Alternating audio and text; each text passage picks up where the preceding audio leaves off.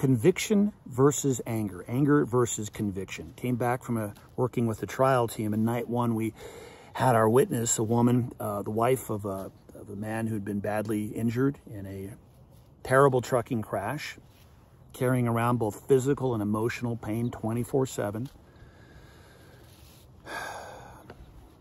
Gets to be seen in front of the jurors. And when she leaves the room, jurors will call her, juror number one over here says, I just found her insincere. She lacked conviction.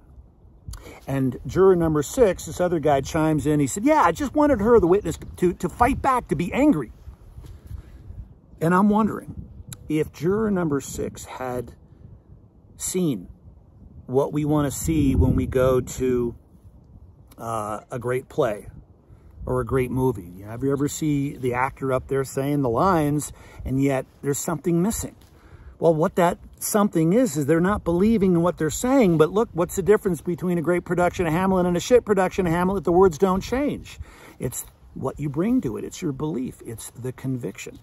And I'm wondering if juror number 6 had seen a person who didn't allow her fear of being seen and being judged by jurors to run the show, if he would have ever had to say, I wish he was more angry.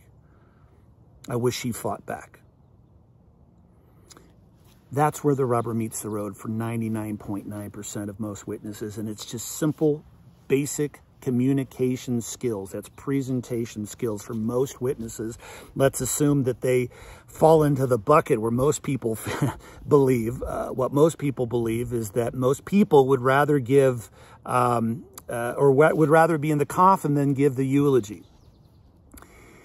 And the conviction to believe in what you're saying, so much so that it outweighs maybe just a little bit more of your fear of the witness's fear of being judged and being seen. That's the goal.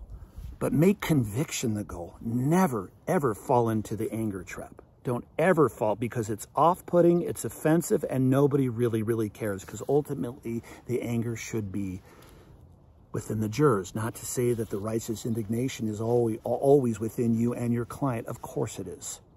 Of course it is, and should be. That's conviction.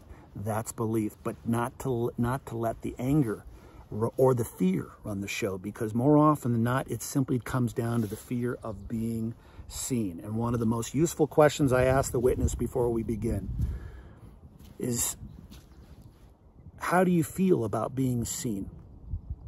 It's a great and simple question, because seen by the jurors.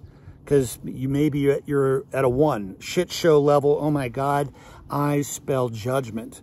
And for many abuse survivors, and you don't have to be an abuse survivor, for many abuse survivors that I work with, it is a deep trigger for them. When eyes or other eyes are on you, it is a trauma, literally, quite literally a trauma response. That might be in the 1 category, the extreme, versus the 5, which is what you see is what you get, man. I'm an open book. You know, the jurors are going to believe what they're going to believe. There's nothing I can do about that. I know it's not my case to win. I trust who I'm supposed to be. Ask me any question you want, and I'm going to do the best I can to connect to an anger that's greater than fear or hate, or anger, and that's love. That would be at a level 5. So ask your